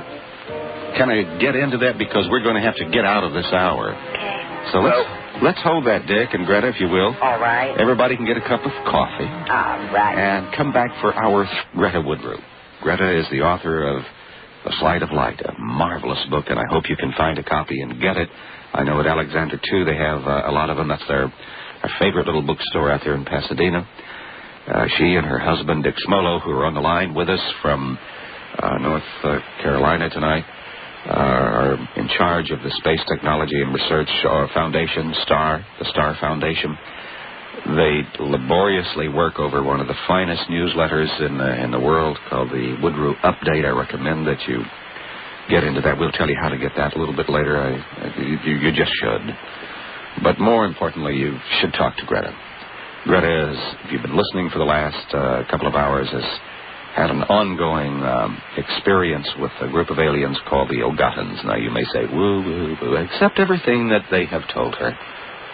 Almost without fault, I think, has been accurate. And so now we have to look at this paranormal information that has been given and see that it's happening, which is certainly beyond her background for that to happen. We were in the process of talking, I think, to, was it Beverly we were talking? Julie, let's continue your conversation, okay? Yes, Julie, you asked about the tomorrow. What happens after these catastrophes? Let me say to you that most people who deal in specifics usually miss. Eddie Casey is your prime example here. I don't even try to deal in specifics. And it's not that I care about success or failure. That's not the criteria by which I live. I like those who dare to try because they also dare to fail. That's our leadership group. That's the bottom line. I don't ask for, and therefore I do not receive, the specifics. In answer to your question, know that historically, after catastrophe, every surviving species has always been stronger, better, brighter, and more evolved than they were in the past. The extraterrestrials have told us that they think things out. Humans talk things out. One of the things they tell us is that it will be possible to have telepathic communication as a norm. That sort of lets out a room for lying, doesn't it? I like the thought of telepathic communication where the thought is pure. They talk about the new crop of babies coming in who are more alert, more aware, in our terms with higher consciousness. And they talk about this golden age that's going to come. I see a light at the end of the tunnel, the millennium. I am very encouraged that this is a cleansing process on planet Earth that will see us through to a wonderful tomorrow. If I didn't feel that way, I couldn't do this, my dear. You know, in the midst of what we're seeing, and we're beginning to see the beginning of the catastrophic changes. They're not all going to happen overnight, but they're happening all around us. Happening every day. But in the midst of all of that, you know, we've talked about the dawning of the new age, or the age of Aquarius, or the golden age, as the Ogatans call it. Dawn is no longer here. We're now seeing the first beams of light from the dawning sun shine upon us in the midst of the old world beginning to fall down around us. We've talked so much about the fact that governments, our system of providing goods and services, and our religions are not working well anymore, certainly not as they were intended. And that's simply because they're not addressing themselves to this new age. And there is a new thing happening all over the world. It's a subculture, if you want to look at it that way, that is happening, an alternative. Right. And that's what's happening now. It's the end of the old order and the beginning of the new. Right, we're at the transition time, which is a very exciting time to be. It really is. Okay, well, thank you very much. All right. Thank you. Glad you were aboard. Take care. All right. Bye-bye. Beverly, you're on. Yes, hi. Thank you, Bill. Mm-hmm. I'll just keep you a moment because my questions also are concerning Ashtar. Mm-hmm. I was wondering, has Greta read the book called Ashtar, which is channeled by Tuella? I have read the book, yes, I have. And I'm in contact with a few of the people connected with it. Uh-huh. Well, I guess maybe I'm too gullible. I'm a great believer, and I believed everything the book told me, but you don't believe that what he has said would come about? I didn't say that. Oh. What I said was that my contact with the Ogata group never gave an indication that there would be any liftoff of any kind. And, of course, one must be faithful to what one knows.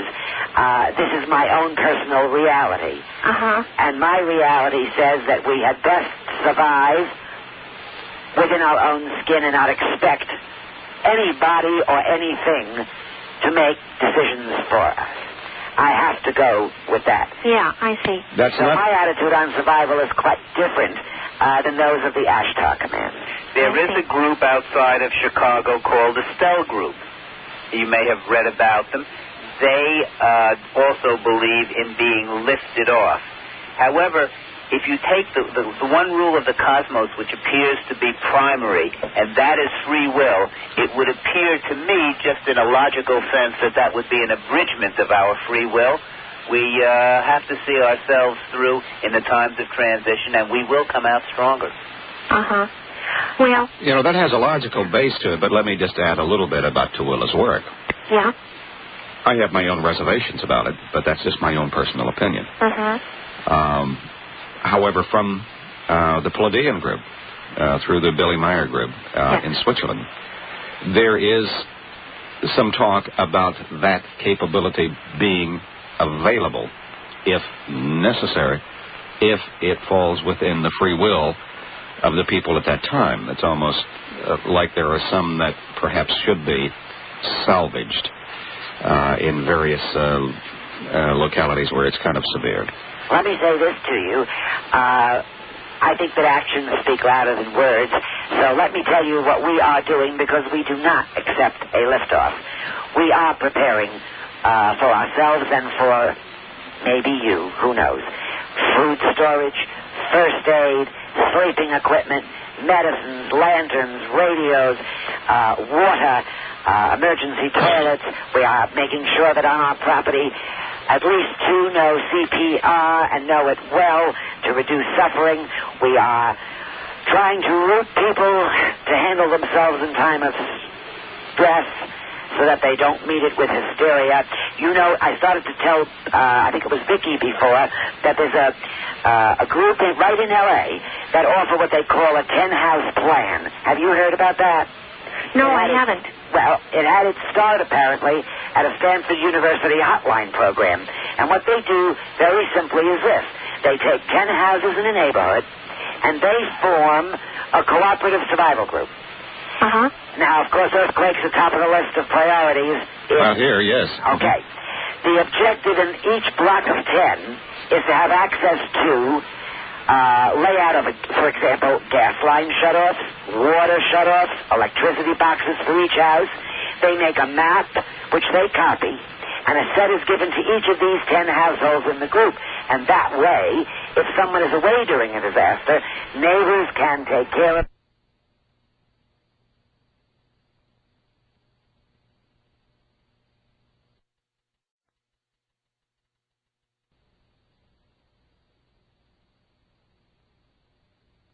You have back issues if somebody wanted those? Yes. We give the back issues out at $4 a piece, or the entire series, which at this point is $100, because we are in our 5th year. Many people like to keep the whole business in a folder so they can think and relate back and forth. That's what we're about, the think and relate of what we're talking about, of course. Let me give that address again in case and I would hope you're interested. It's 448 Rabbit Skin Road, Waynesville, North Carolina, 28786. And, of course, we have all of that on record for you here at Broadcast Information at KUBC. You might be interested, Bill, in knowing that we have managed to put pure water from gravity feed from springs onto the Starhouse property. You know, we have devised a way here That's wonderful. to take swamp water, just slime water, Uh-huh. and convert that into absolutely crystal clear water in 2 hours. Wonderful. All passively. It's done with what we call a D-cell. I'll have to tell you more about that. I'd like to hear about that. That does work. You only get D-cell water at my house. It's scalar pulsed. I don't want to get into that. I don't want to knock anything that the Ashtar Command is saying, but if I were you, I would plan to take care of myself. Yeah. He mentions one thing also at the end of the book about if the Earth were to engage in full-scale nuclear war, that under universal law and intergalactic allied agreement, we would not be permitted to do this, and we would no longer remain in control of our planet, that they would have the right to intervene at that time. You may be very happy to know, because I was, that in all the years that we are in contact with the Ogata Group, the word nuclear war has never come up. Oh, great. We are talking about man's inhumanity to man, it's true, and nature's plan. But the term nuclear war has never come up, and therefore it's not in my scenario or in my everyday consciousness. Well, I just add something else to that, Beverly. Yeah. The Soviet Union and the United States, I don't think, will ever engage in nuclear war because they have more efficient ways to do it that are far more awesome. Oh, and so why should they play with bows and arrows whenever they could really do the job well? The problem is, you see, that we put our nuclear waste on fault lines. Now that's plain dumb. Here in the United States, we're about to put it in our food. Yes, that too. So I'm not Have you worried read about that House bill? I'm worried about the Love Canal effect. Yeah. Well, have you read about the House bill where we're going to irradiate all our food with nuclear waste? I think that's marvelous. Yeah. So we're all going to be the recipients of nuclear waste, thanks to the Congress of the United States. But I do think there is a better tomorrow. I hope so. Yeah. Okay, Beverly, is that it? That's all I have, and God bless you all. Thank you. Thank you. Thank you. We have Stuart on the line. Hello, Stuart. Hello, Bill. A terrific program, and I'm taping it. Thank you. I'd like to ask your guest if she has ever used her physical psychic energy for the purpose of healing. I know that she could do it. Well, I spend about 80% of my time on healing. Good. This is something that I love to do. If I wanted to be a doctor, I would have gone to medical school. I am not one. But I certainly am thrilled that I have the ability, as you do, to heal. And maybe I've just been at it a little longer than most, so maybe my success ratio is a little higher. The answer is a very firm yes. And we've seen, quote, miracles here, and they are very exciting, and I really think that's what keeps me going. Thank you for asking that. Yes, could you Stuart, just being around Greta is healing, like it is being around you. Could you describe one case? Well, I'll let Dick describe one for you. I feel funny. Oh. Well, about 2 weeks ago, a young lady in her early 40s was met at a plane by a chauffeur that we sent. She was taken off the plane in a wheelchair. She had a brace on her back and a brace on her leg. And the story that she told is that the neurologists were unable to do anything more for her, that her discs were out, there was a lump on her back, and the psychiatrist felt that she was no longer able to be helped. And she got to us through some supporters of the Star Foundation. They'd kissed her off, in other words. The medical profession had said they had done all that they could for her, and that was on Friday morning when the driver picked her up, and Sunday she walked to the plane carrying her own luggage, and 2 weeks later flew to Paris and has changed her life. It was a most exciting metamorphosis. A new butterfly flew out, and it's what keeps us young. Does the AMA know about you guys? Well, as a matter of fact, we had 3 doctors here, one from California, to study for a weekend. That's, like Bible on one foot.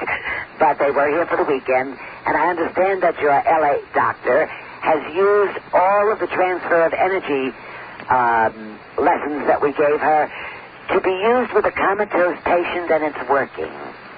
And I just think that's wonderful. Would you like to hear about a healing through the Ogata Group? Yes. We call them leaf healings, or plant healings. And it's interesting to note that the one plant they have consistently used was the rhododendron. Maybe that's why we just planted 10,000 around the property. Maybe that's the reason I have about 20 around here. Right.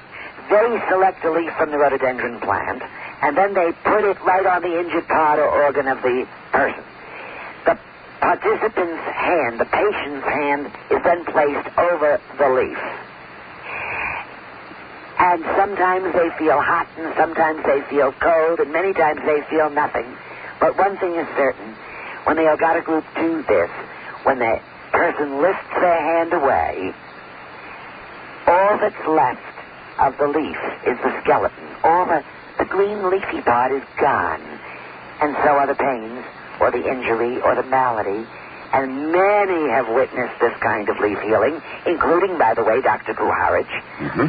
Unfortunately, the technology is beyond me. I'm used there as a channel strictly, not a healer. I am the channel.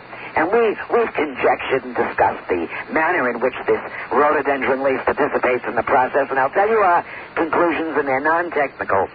We think that the leaf they select emits a certain frequency that entrains, if you will, the discordant part of the body back to a healthy frequency. You know, if a body is diseased, it's at dis-ease. Mm-hmm. And it's in this proper selection, of course, of the leaf with the right frequencies that the secret to these leaf healings lie. That's also the answer given to herbal remedies, incidentally, to explain their effectiveness. So, you know, healing is just the restoring of harmony or proper vibration to an ailing section of the body. And every part of the human frame, from an organ down to its cellular component, pulses a message at its own frequency. So when those messages are not properly received and acted upon, disease occurs. When it is acted upon, the dis-ease comes back into sync. You know, I think that's very interesting, because one of the things, when you come to my house, I think since you were there, we have the spa in the backyard. And it is totally surrounded by rhododendron plants. Well, and it is so delightful out there. You can't come away except feeling great. Incidentally, I never look upon healings as successes or failures. When somebody remembers or even thinks to say thank you after one, the genuine answer is no, thank you. Because, you see, we've shared something. There's been an interchange of energy here. It takes two to tango. And it's a wonderful thing. My greatest joy has been in the healings. And I'm happy to tell you that our ratio of success has been extraordinary. And isn't that wonderful? Does that help you, Stuart? Very much. Do you sometimes use the, what is called in the Bible, the laying on of hands technique? Well, you know, that's just a term. Sometimes my hands stay above the body. Sometimes they're on the body. And heaven help us for the next caller, sometimes they slip into the body. I never pay too much attention to that, as long as the person who comes in ill leaves well. I know it works, because I was healed of terminal cancer about 2.5 years ago. Well, we've had many a cancer patient here, and God bless you. I think it's wonderful, and there's no question, when it's gone, isn't it? Yes, it certainly is. It had no right to exist in the first place. That's correct. Good for you. You've got the right mentality. Stuart. Thank you. Yes. Stuart, thank you for calling. And yes, Greta Stewart is one of the great aficionados of the music of Rosemary Brown. And he can play music from the other side like you've never heard in your life. Let me tell you that one of our beautiful experiences, you speak about leaf healings from the Ogata group, are the music healings. When the little entity known as Balaka comes in, he plays the piano only, by the way, Stuart, on the black notes, the pentatonic scale. Oh, yes. And it's amazing what happens. We have a wonderful fellow from out there your way, Steve Halpern, who got a wonderful lesson from Balaka right in my home. And his music changed radically afterwards and became known as healing music. And the entire lesson was on the black notes. I might add that I don't play chopsticks. I can't play the piano. But as the channel, oh my word, the music was glorious. You could probably bend the piano. Do you have any on tape? But I couldn't play it. Is there any on tape? More Stewarts in the world. we wouldn't have these problems. But unfortunately, I don't think that all of mankind will change its mentality. Stuart is a gentle soul, totally concerned with his fellow man, and I love him dearly. Thank you for calling. And thank you. Stuart, Thank you. I appreciate your call. Stay well. All right. I'll be back in just a moment. I'm Bill Jenkins. Explain who the Ugandans are and where they're from. Well, they're an extraterrestrial civilization, and if you want a location, they're in the M92 globular cluster. They have their own, they have a twin binary system, of which 5 planets orbit between them. If you are into star fixes, it's 047. If you want to get the line into that globular cluster of M92. Are you familiar with the astronomical relativity of our solar system? No, I'm afraid not. Well, let Greta give it to you rather quickly. Thanks, Dick. I think what he means is that how important is it really is this little planet in the cosmic scheme of things? Number and the 2. numbers go something like this. The Earth, of course, represents less than 1/4% of the planetary mass of the solar system. All right? The planetary mass is less than 1% of the solar system. And the sun comprises more than 99% of the system. And the sun, of course, is only one of 100 billion stars in the Milky Way galaxy. The Milky Way galaxy is only one of 100 billion galaxies in the universe. I mean, we're so tiny. Does the Bible prediction of Armageddon fall into what they predict for this little planet?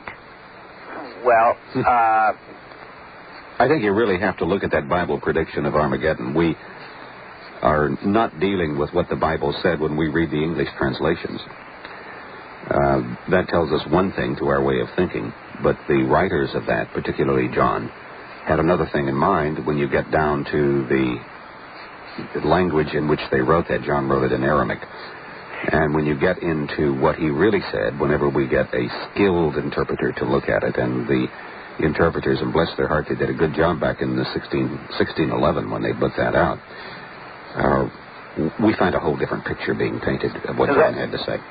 Living in the next town to us over here is one of the great humans and one of the great evangelists of our time, Billy Graham.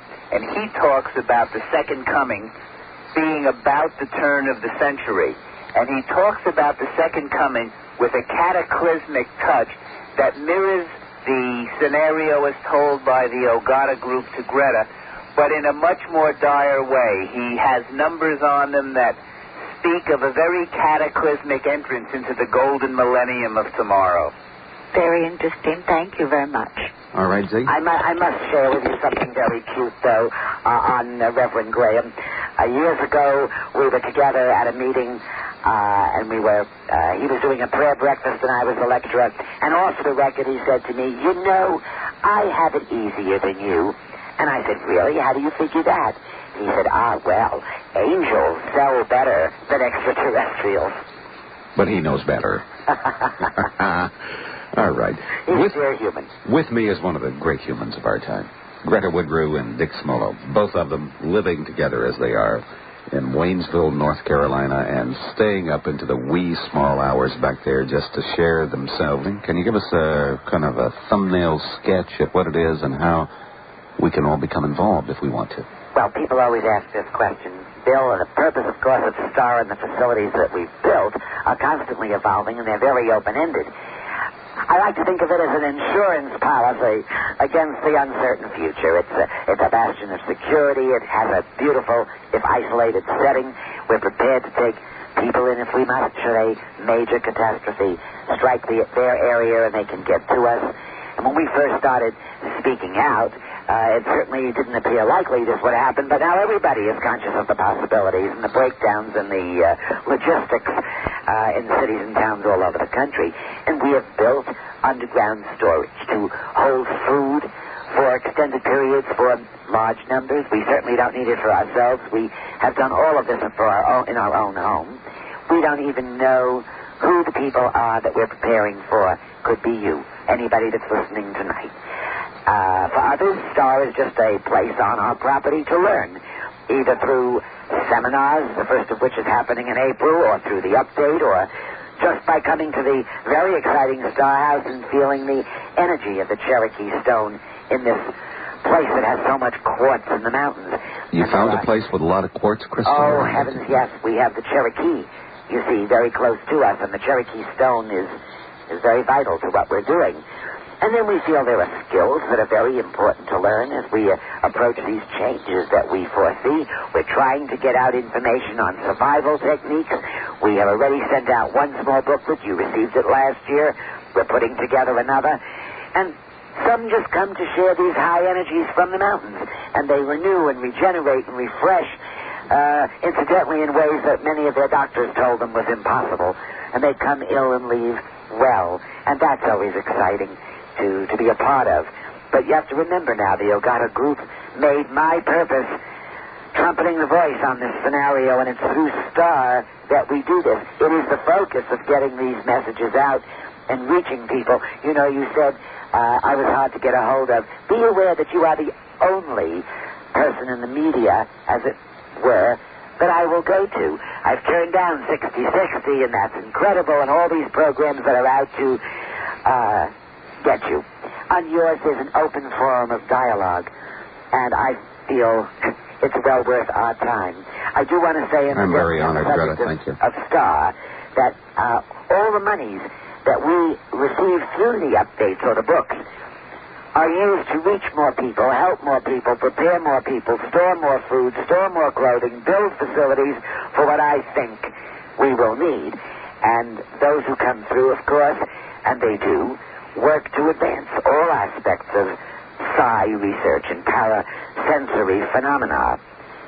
Big problem, as you know, Bill, you're a big voice in this, is that there's no public backing, no government money given to psi research in this country worth discussing. Everything is privately funded, and Dick and I privately fund most of what Star does. Well, I think we're finding, Greta, that the great advances in science and paranormal, or all of this, is happening privately, and perhaps that's properly, because government has now become an inappropriate tool for scientific investigation simply because of its bureaucracy. Well, I wish I could disagree with you, and I cannot. I'd like your audience, and they are always wonderful, to come away with one thing, and that's a very positive worldview despite the bureaucracy. I think survivors in general expect a positive outcome, and they look ahead to the future rather than becoming mired down in the day-to-day stress of their situations. And they are people who can share what they have and what they know with other people, and they gain from what others have and know. And they're not loners. They work for the common good. We try to do that in a think and relate way. Any information we have, we give out. Is there a pillow for my head in 1986? Because I will be traveling always. I'll be traveling extensively in 1986. And when I know travel before 1988, Bill. And, well, we're going to do a lot of traveling in 1986 and 1987. You know, my friend Bucky used to say, man is meant to survive. And we agree. We think human beings have been destined to survive, and that struggle to survive is really what people are very good at, or none of us would be here. Let me get that address. 448 Rabbit Skin Road. I love that. I mean, a person just has to go to Rabbit Skin Road. Isn't that wonderful? Nice and warm and cuddly. In Waynesville, North Carolina, and I happen to know that country is beautiful. I've been there. I haven't been to Star, but you will see me next year. I will be there. Okay. Bill, you can't keep me out of it. Yeah. The philosopher Schopenhauer in the last century wrote something that's very applicable to what you're doing and what we're doing.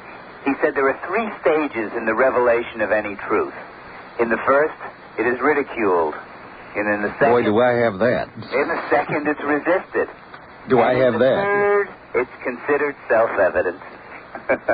I think we're in the first or second stage. Well, we all know what the ridicule meant, and that doesn't matter. Have you ever heard about the Jenkins Man stories? Maybe we ought to interview Bill Jenkins on this show. Yeah, you should sometime. But if anything weird goes on here at the radio station are my dear friends Ken and Bob, who do this tongue-in-cheek because they understand. But that comes from the desk of Jenkins Man. No, they do it with where's the echo thing? From Jenkins Man. You know, during that commercial break, when someone asked me about ways to rate yourself, may I respond to that? Mm-hmm. All right. There are ways you can rate yourself as far as survival attitude goes. Number one, a sense of purpose. Being able to ignore discomfort in the short run in order to gain benefit in the long run. Number two, rational thinking. I mean, survivors are planners, and they see a problem to be solved, and they go about it very logically. Number three, are you an unconventional thinker? Are you able to redefine a situation and see it differently? Number four, let's call it creativity.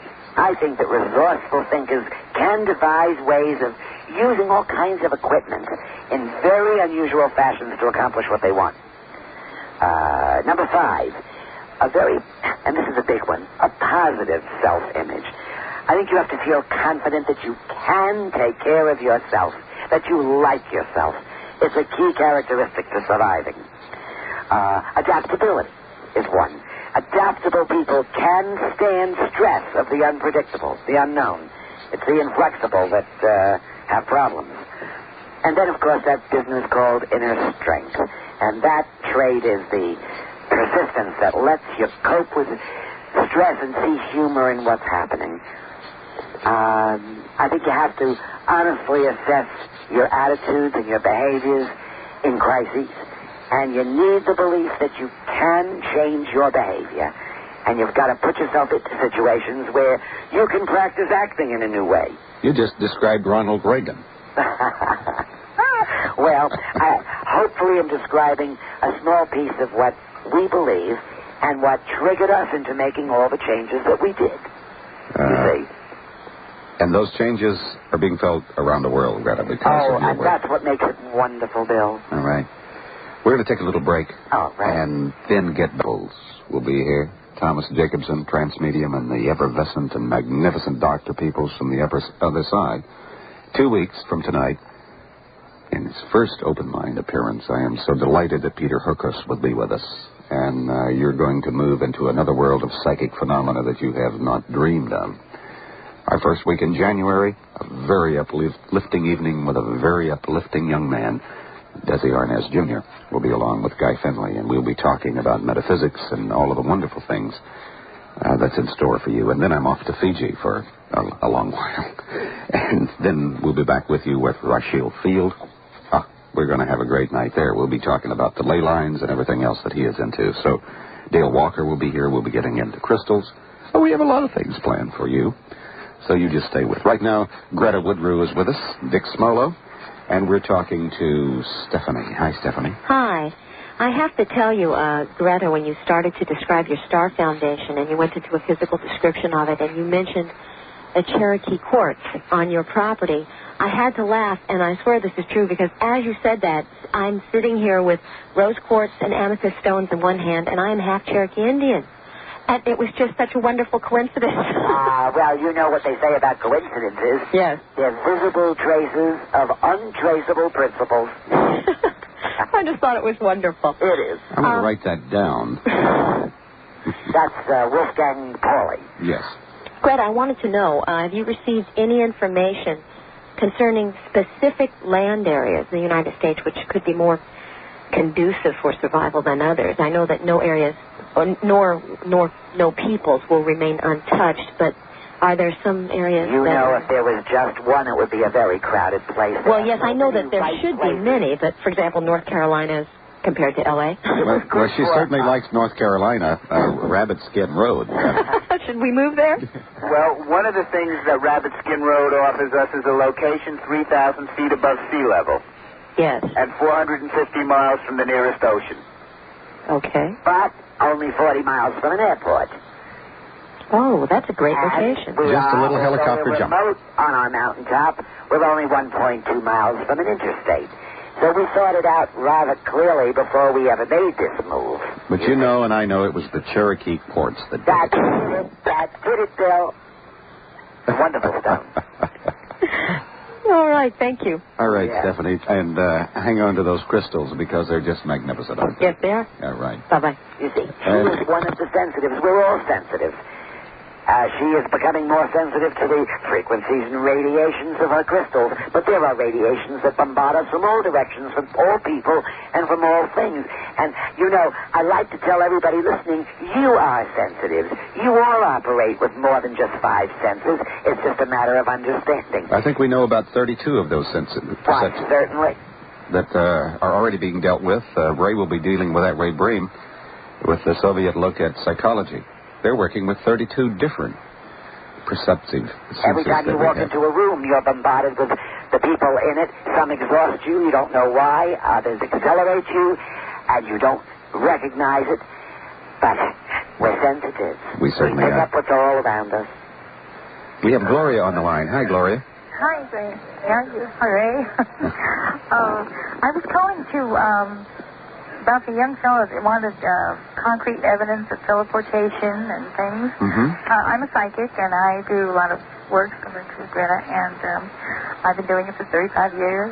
And I was given from a spaceship the entire mechanical pattern of flying the spaceship, how they maneuver, and all. NASA has it. I have no money for it, but they have it, okay?